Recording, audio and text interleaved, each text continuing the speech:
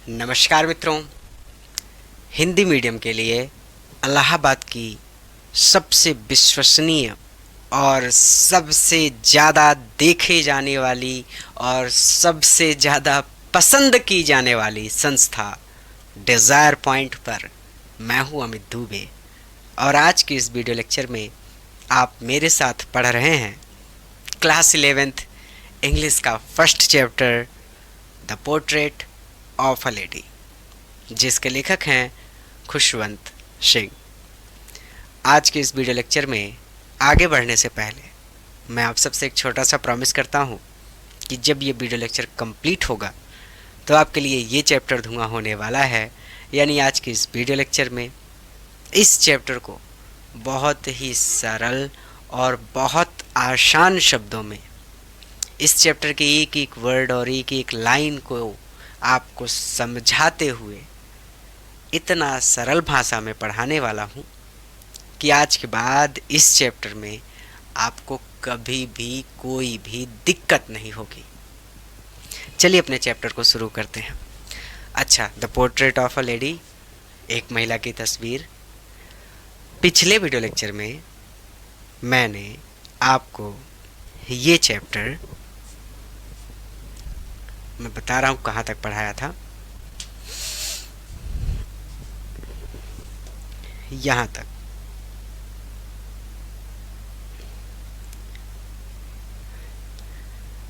यहाँ तक पढ़ा दिया था। ये she took to feeding sparrows in the courtyard of our city house. अब अगर आपने पिछला वीडियो लेक्चर नहीं देखा है तो घबराने की कोई बात नहीं है।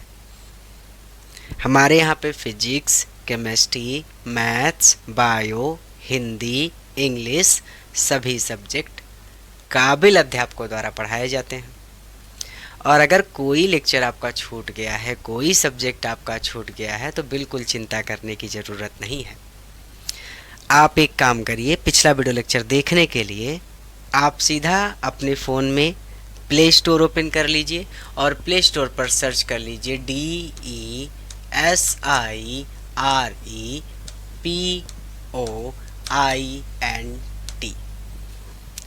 ये डिज़ायर पॉइंट, ये हमारे चैनल का नाम लिखकर जैसे ही सर्च करेंगे प्ले स्टोर पर आपको हमारा ऐप मिल जाएगा।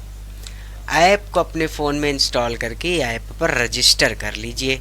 आपका नाम, मोबाइल नंबर, ईमेल आईडी, किस शहर के निवासी हैं, यूज़र नेम में अपना मोबाइल नंबर ही डाल दीजिएगा और पासवर्ड, ताकि कभी कोई आपका अकाउंट हैक ना कर सके। सारी डिटेल्स भरकर रजिस्टर कर लीजिएगा। ऐप पर जो लाइव क्लासेस हो चुकी हैं वो भी, और जो भविष्य में लाइव क्लासेस होने वाली हैं वो भी नोट्स के साथ कंप्लीट बैच में आपको मिल जाएंगी। आप सभी अगले, पिछले और भविष्य में आने वाले वीडियो लेक्चर देख सकेंगे। अब मैं मानता हूं कि आपने पिछला वीडियो लेक्चर देखा है। पिछला क्लास जब मैं पढ़ा रहा था तब आप क्लास में उपस्थित थे, और अगर आप नहीं भी थे तो आप हमारे डिज़ायर पॉइंट ऐप पर जाकर पिछला वीडियो लेक्चर देख चुके हैं या देख लेंगे। और अब मुझे इस चैप्टर में इससे आगे चलना है। तो कहते हैं कि एज जैसे जैसे द ईयर्स, साल, रोल्ड बाई, बीतते गए, जैसे जैसे साल बीतते गए। वी माने होता है हम, शॉ मतलब होता है देखना, लेस मतलब होता है कम। कम देखना अर्थात कम मिलना। भाई किसी से मिलेंगे तभी तो देखेंगे। ईच अदर मतलब एक दूसरे से, हम एक दूसरे से कम मिलने लगे या फिर हमारी मुलाकात एक दूसरे से कम होने लगी। जैसे जैसे साल बीतते गए हम एक दूसरे से कम मिलने लगे या फिर हमारी मुलाकात एक दूसरे से कम हो गई। फॉर सम टाइम, कुछ समय तक। सम टाइम मतलब कुछ समय, फॉर सम टाइम कुछ समय के लिए। फॉर का मतलब होता है के लिए। सी वाह, कंटिन्यूड, उन्होंने जारी रखा। टू वेक मी अप, मुझे वेक मी अप करना मतलब मुझे उठाना। एंड गेट मी रेडी, और मुझे तैयार करना फॉर द स्कूल, स्कूल जाने के लिए। कुछ समय तक तो वह मुझे सुबह उठाती रही और स्कूल जाने के लिए मुझे तैयार करती रही। आप चाहे तो ऐसे भी कह सकते हैं कि कुछ समय तक तो उन्होंने मुझे सुबह जगाना और स्कूल के लिए तैयार करना जारी रखा।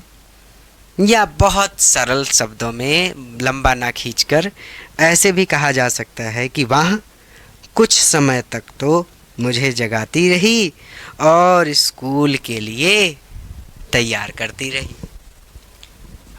जब आई केम में आता था बैक, वापस, जब मैं वापस आता था कहाँ से, स्कूल से, शी वुड आस्क, वो आस्क करती थी, पूछा करती थी, मी, मुझसे, वो मुझसे पूछा करती थी, वाट की क्या, द टीचर, अध्यापकों ने, had, teach, taught, taught, teach का थर्ड फॉर्म, टॉट मी, कि अध्यापकों ने मुझे क्या पढ़ाया। जब मैं स्कूल से वापस आता तो वो मुझसे पूछा करती थी कि अध्यापकों ने मुझे क्या पढ़ाया।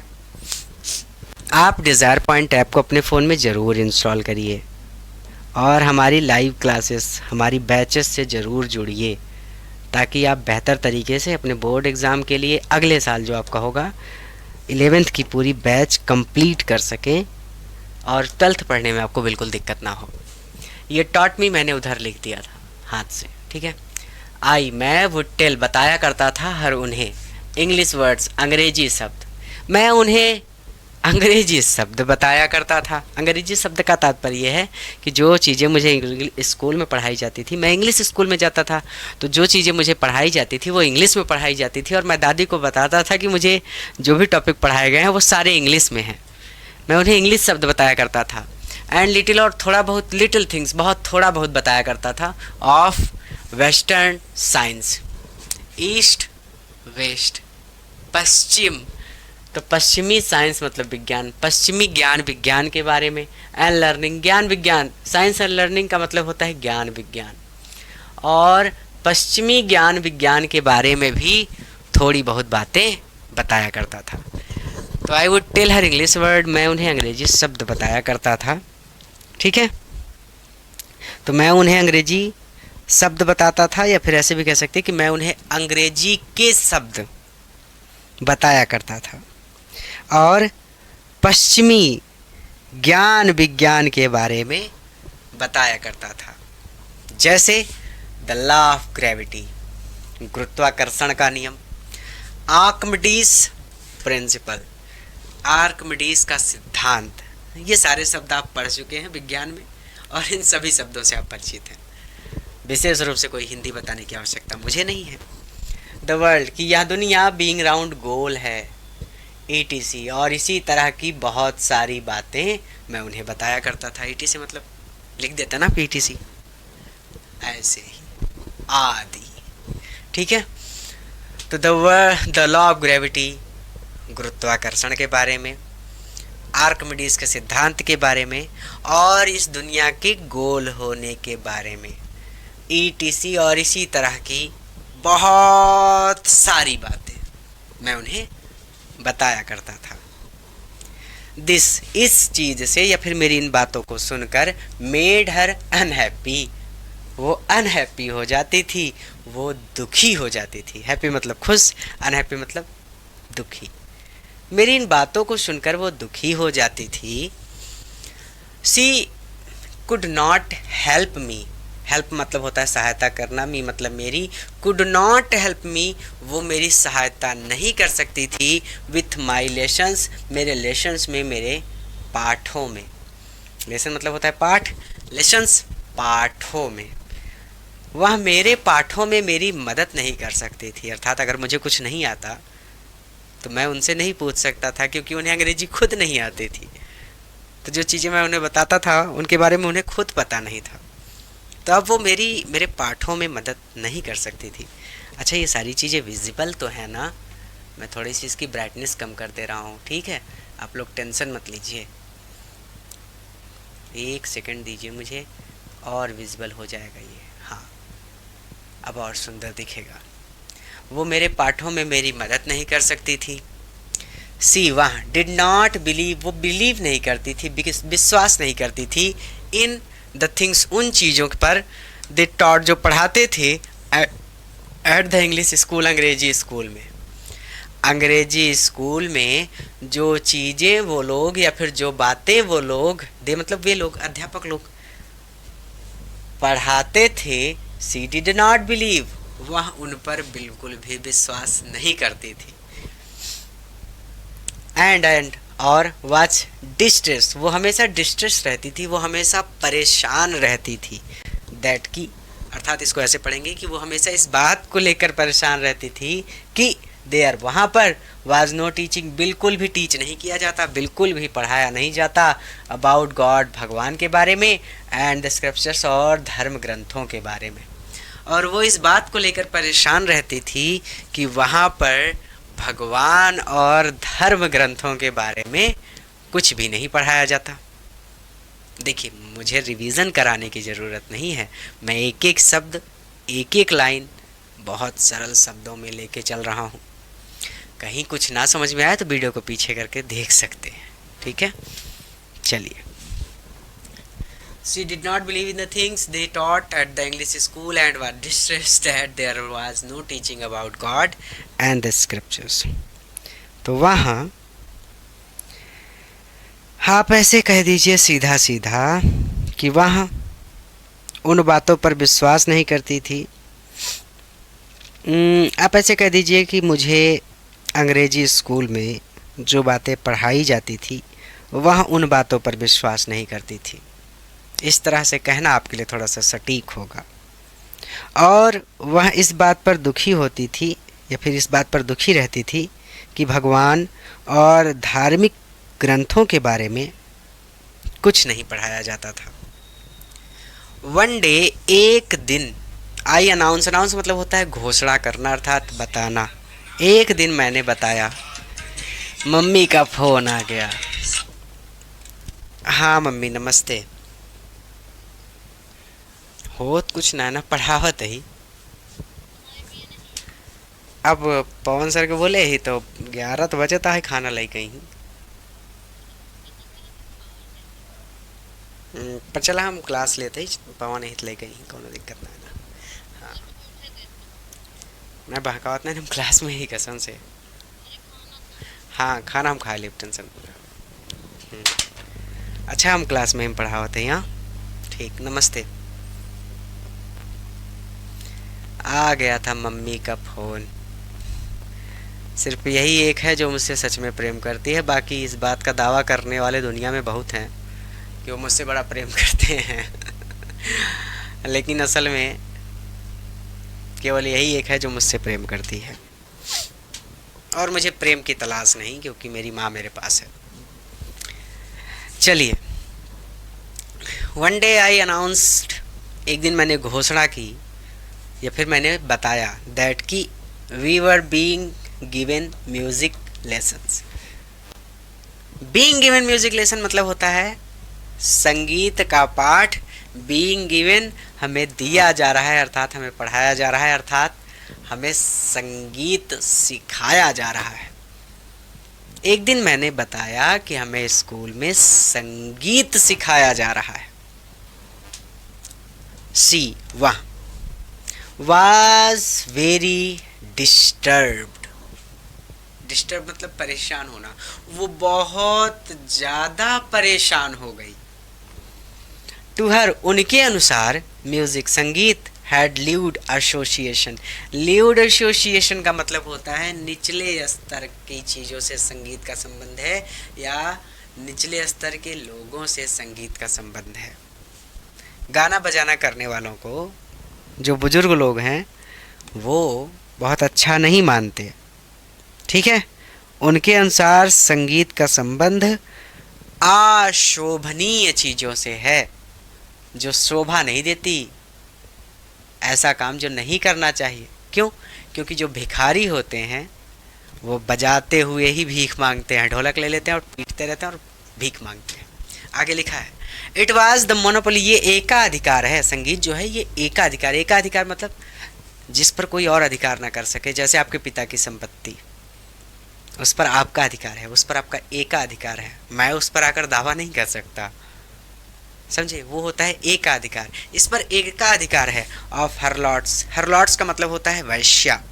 हरलॉट्स लिखा है तो वैश्याओं का, एंड बेगर्स और भिखारियों का। यहाँ भिखारियों और वैश्याओं का एकाधिकार है। जो नर्तकियाँ होती हैं, आजकल तो इंस्टाग्राम पे भी देवियाँ नृत्य कर रही हैं, यही नैनी के पुल पे दुनिया भर के नृत्य दिख जाते हैं। मुझे समझ में नहीं आता नई पीढ़ी कहाँ जा रही है, लेकिन ठीक है, सबके अपने अपने विचार हैं, लेकिन हर एक चीज़ की मान मर्यादा होती है। अब आजकल के बच्चे नहीं समझते, ठीक है, कोई बात नहीं है। तो ये हरलॉट्स वैश्याओं का एंड बेगर्स और भिखारियों का मोनोपोली है, एकाधिकार है। एंड और नॉट मेंट, इसका कोई मेंट नहीं, इसका कोई लेना देना नहीं है for gentle folks. Gentle folks मतलब होता है सज्जन, और सज्जनों से इसका कोई लेना देना नहीं है। संगीत का सज्जनों से कोई लेना देना नहीं है, ठीक है। दादी को ऐसा लगता था। हालांकि संगीत के क्षेत्र में भी आप बहुत आगे जा सकते हैं, अब तो इंस्टाग्राम के क्षेत्र में भी आप बहुत आगे जा सकते हैं, लेकिन मान मर्यादा के साथ जीवन में आगे बढ़ना थोड़ा सा आपके और आपके माता पिता के लिए बहुत बेहतर होता है। जीवन में आप जो भी कदम उठाएंगे उससे आपके माता पिता के संस्कारों पर पहली उंगली उठेगी। तो आप जो भी करिए बहुत सोच समझ कर करिए। दुनिया में आपकी सबसे बड़ी दौलत आपके माता पिता है। सी सैड, उन्होंने कहा, नथिंग, कुछ भी नहीं, बट लेकिन हर साइलेंस, उनकी चुप्पी का मतलब, मेंट मतलब होता है मतलब, डिसअप्रूवल, नाराजगी, लेकिन उनकी चुप्पी का मतलब नाराजगी था। उन्होंने मुझसे कुछ नहीं कहा, लेकिन उनकी चुप्पी का मतलब नाराजगी था। सी, वह रेयरली, बहुत कम, टाक्ड, बात करती थी, टू मी, मुझसे, आफ्टर दैट, इसके बाद। इसके बाद वह मुझसे बहुत कम बात करती थी। इस घोषणा के बाद कि भैया अब मैं गायक बनूंगा दादी ने मुझसे बात करनी ही कम कर दी थी, या एक तरह से कह सकते हैं कि दादी ने मुझसे बात करनी ही बंद कर दी थी, क्योंकि रेयरली मतलब बहुत कम बात करना, और बहुत कम बात करना यानी एक तरह से बात करना ही बंद कर देना। हाँ, वेन, जब, आई, मैं, वेंट अप, गया, टू यूनिवर्सिटी, विश्वविद्यालय में। जब मैं यूनिवर्सिटी में गया, जब मैं विश्वविद्यालय में गया, आई वॉज गिवन, तो मुझे दिया गया, अ रूम, कमरा, ऑफ माई ओन, मेरा खुद का। तो मुझे मेरा खुद का कमरा दिया गया। बच्चे जब बड़े हो जाते हैं तो उन्हें अलग कमरा दे दिया जाता है कि आप अपना सामान उसी कमरे में रखो, पढ़ाई उसी कमरे में करो, ठीक है। द कॉमन लिंक, एकमात्र लिंक, एकमात्र कड़ी, ऑफ फ्रेंडशिप, मित्रता की। मित्रता की वो कॉमन कड़ी क्या थी कि दोनों एक ही कमरे में रहते थे। तो बहुत बात भले भी ना हो, लेकिन एक ही कमरे में रहते हैं तो थोड़ी बहुत बात तो हो ही जाती है। तो कॉमन लिंक, वह साझी कड़ी, जिसमें साझा हो जाए, जिसमें बंटवारा हो जाए, कॉमन, साझी कड़ी ऑफ फ्रेंडशिप, मित्रता की, वाज स्नैप्ड, टूट गई। मित्रता की वह साझी कड़ी भी टूट गई। साझी कड़ी वही, कई कमरे में दोनों लोग रहते थे, मैं और दादी एक साथ, लेकिन जैसे ही मैं विश्वविद्यालय में गया मुझे नया कमरा मिल गया, तो साझी कड़ी मित्रता की जो थी कि एक ही कमरे में रहते थे, वहाँ भी टूट गई। तो मित्रता की साझी कड़ी भी टूट गई। माई, मेरे, ग्रैंड मदर, मेरी दादी माँ ने, एक्सेप्टेड, स्वीकार कर लिया, हर सेक्युलेशन, अपना एकांतावास, विथ रेजिग्नेशन, बिना विरोध के। बिना विरोध किए कि अरे नहीं, काहे अलग कर रहे हो हमसे हमारे नाती पोतों को, कुछ नहीं बोला उन्होंने। बिना विरोध किए मेरी दादी ने अपना एकांतावास स्वीकार कर लिया। सी, वह रेयरली, बहुत मुश्किल से, लेफ्ट, छोड़ती थी, हर स्पाइनिंग व्हील, आराम कुर्सी कह लीजिए आपके लिए बेहतर रहेगा। बुजुर्ग लोगों के लिए व्हील होती है, अपने शायद अपने घर में भी देखा हो, वो व्हील कहीं भी ढनकते हुए चली जाती है। कुर्सी होती है लेकिन उसमें पहिए लगे होते हैं। आप आराम कुर्सी कह लीजिए, बहुत आम तौर पर हवाई जहाज बोलने की ज़रूरत आपको नहीं है। आराम कुर्सी टू टॉक, बात करने के लिए, टू एनीवन, किसी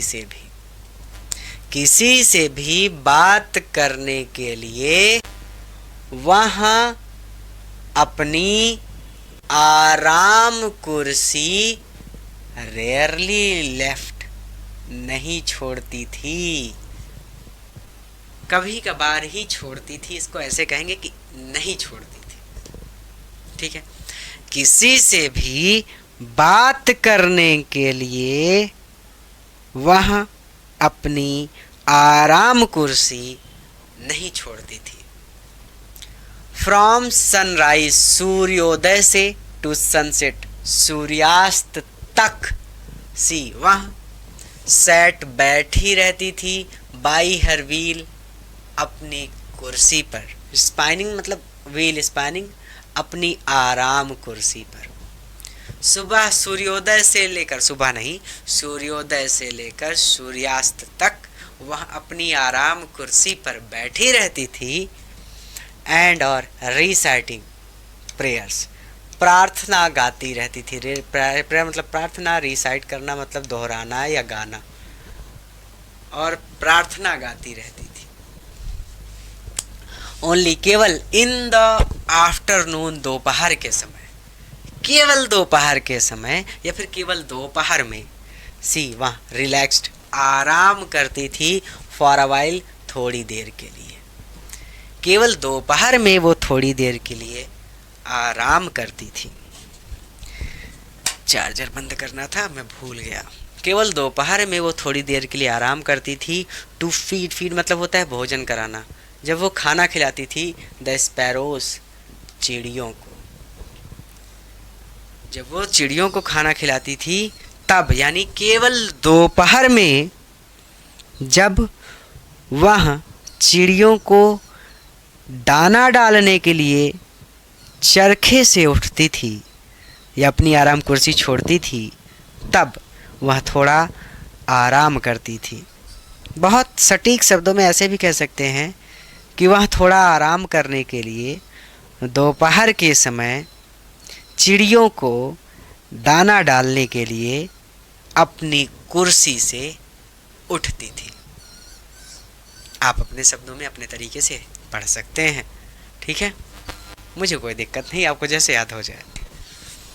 वाइल, जब, सी, वह सेट, बैठती थी, इन द बरामदा, बरामदे में। मुंह चूहा है का हो, पक।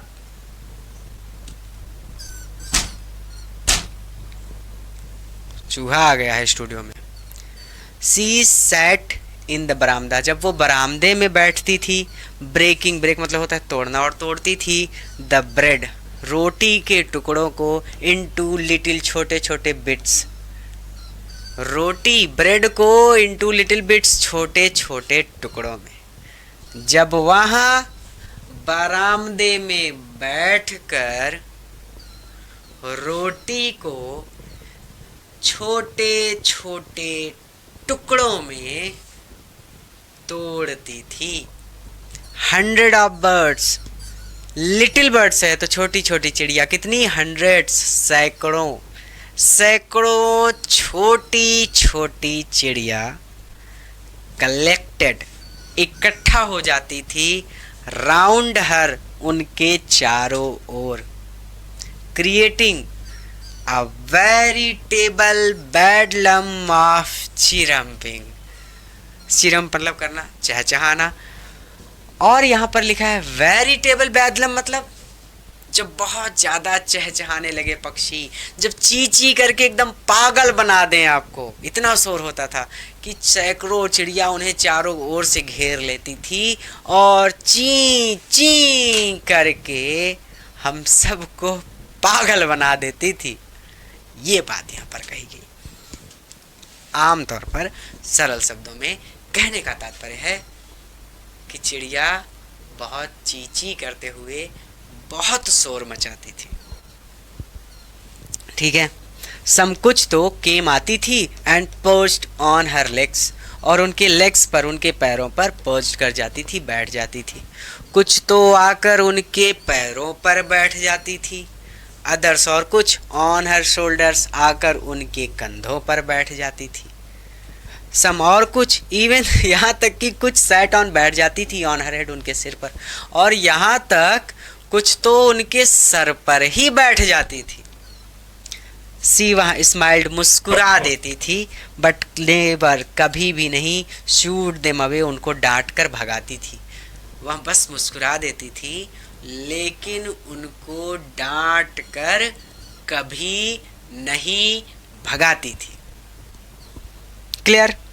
इट यूज टू, यहाँ हुआ करता था, यूज टू मतलब होता है करता था या किया करता था, तो ये हुआ करता था टू बी हैप्पीस्ट, सबसे हैप्पीस्ट, सबसे ज़्यादा सुखद, हाफ आवर, आधा घंटा, ऑफ डे, दिन का, फॉर हर, उनके लिए।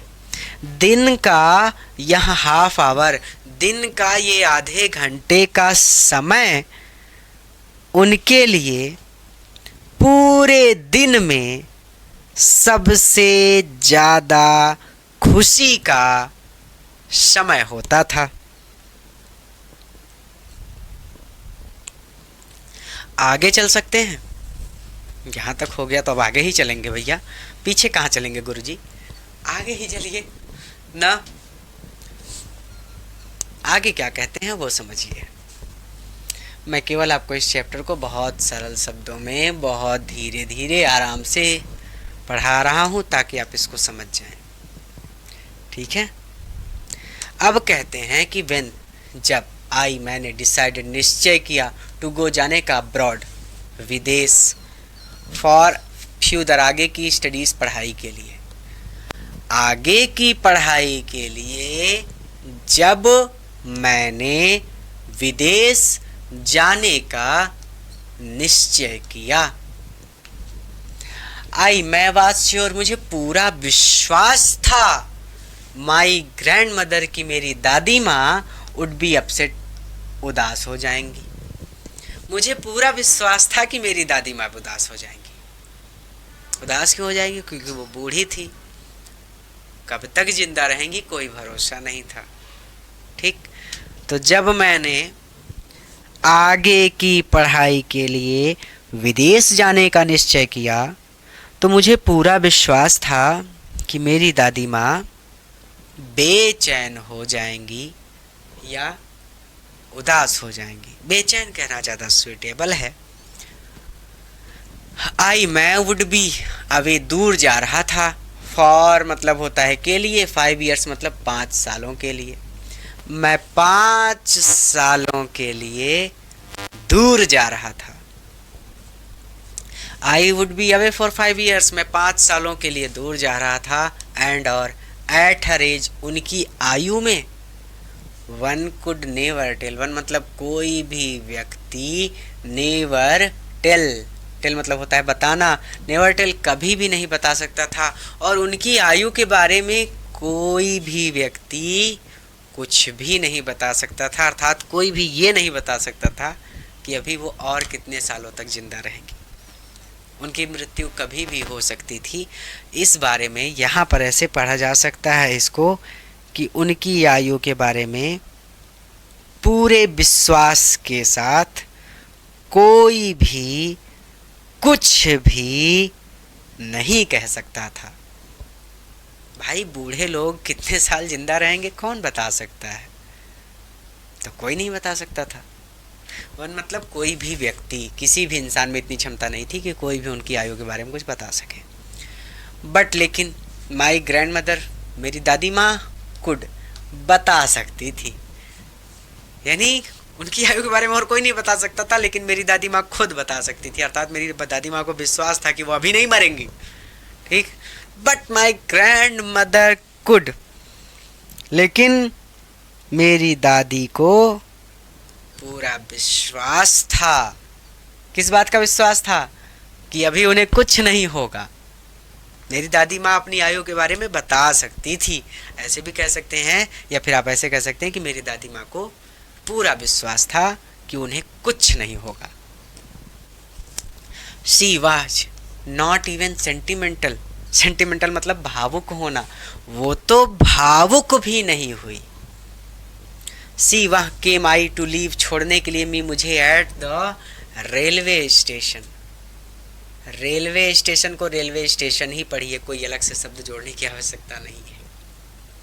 वह मुझे रेलवे स्टेशन तक छोड़ने आई, बट लेकिन डिड नॉट टॉक, उन्होंने टॉक नहीं की, उन्होंने बात ही नहीं की।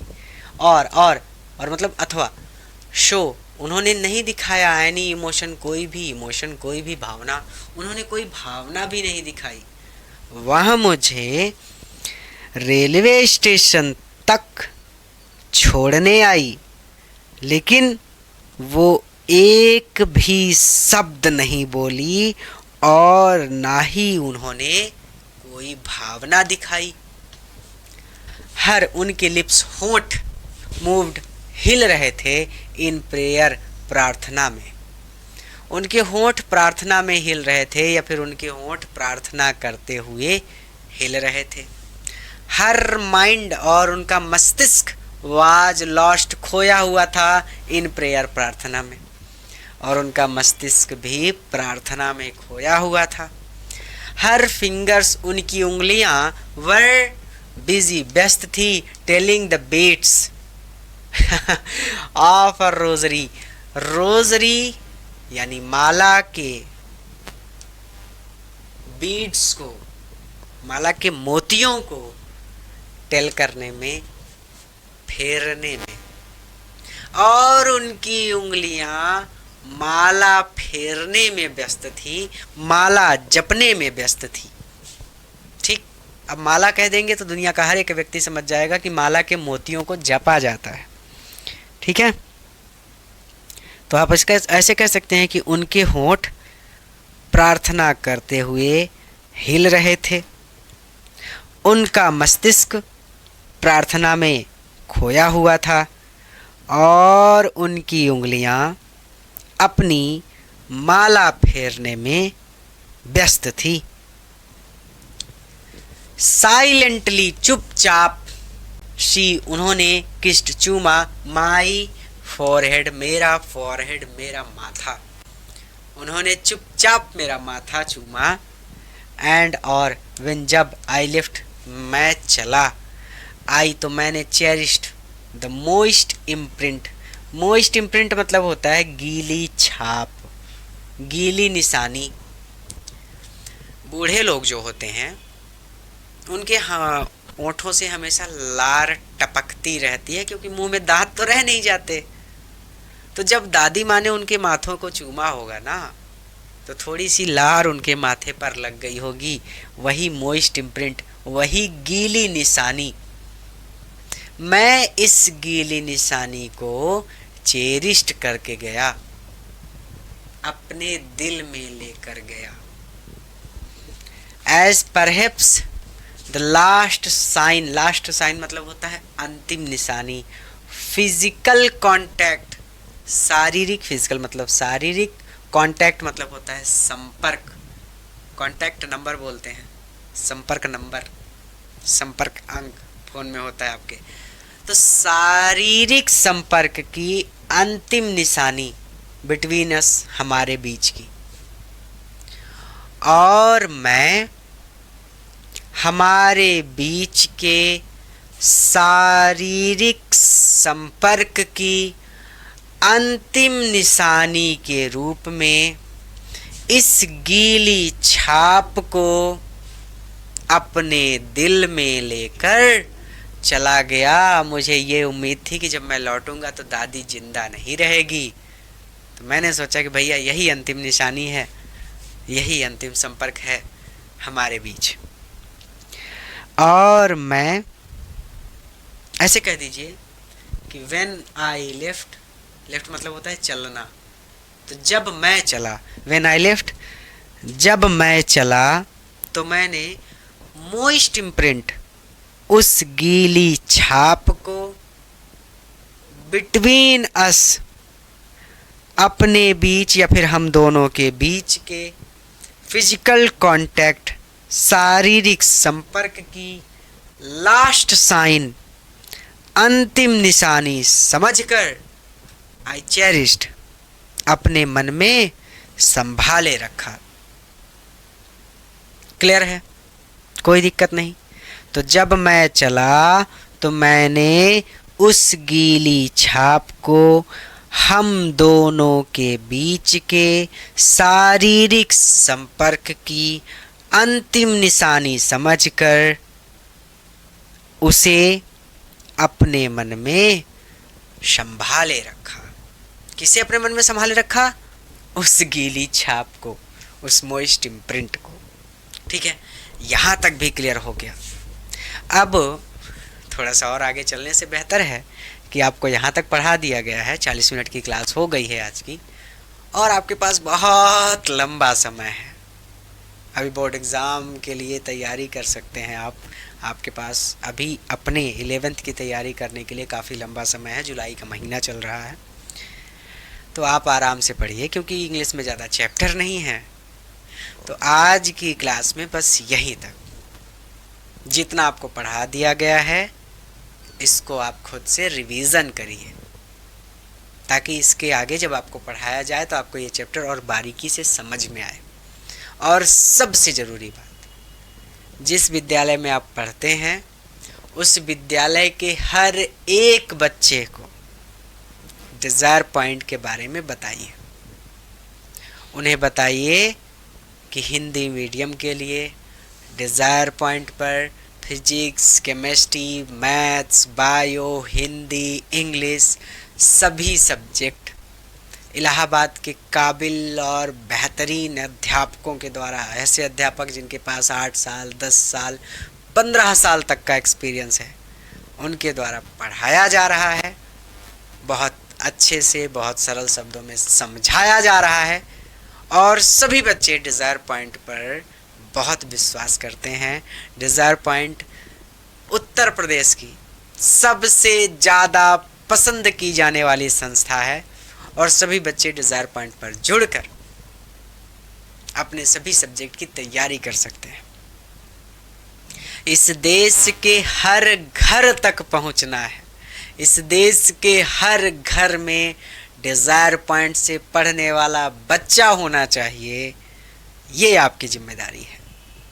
मैं, मेरी संस्था, मेरे अध्यापक आपके लिए इतना कर रहे हैं, तो आप मेरे लिए एक छोटा सा काम कर सकते हैं कि इस वीडियो को अपने सभी दोस्तों के साथ शेयर करें, अपने सभी दोस्तों को डिज़ायर पॉइंट के बारे में बताएं, और जिस विद्यालय में, जिस कोचिंग में या आसपास में जितने बच्चे आपके संपर्क में हैं, हर एक बच्चे को डिज़ायर पॉइंट के बारे में बताइए। स्कूल में शोर मचा दीजिए, desire point, desire point, desire point. Coaching में, अपने गांव में, अपनी गली में, अपने घर में शोर मचा दीजिए, desire point, desire point, desire point, ताकि इस देश का हर बच्चा डिज़ायर पॉइंट से जुड़ सके और बेहतरीन, काबिल और एकदम शानदार तरीके से पढ़ाने वाले अध्यापकों से पढ़ सके। कंप्लीट कोर्स के लिए डिज़ायर पॉइंट ऐप को अपने फ़ोन में इंस्टॉल करिए। इसके आगे मैं आपको अगली क्लास में पढ़ाऊंगा। ठीक है, आपको केवल 2 काम करना है।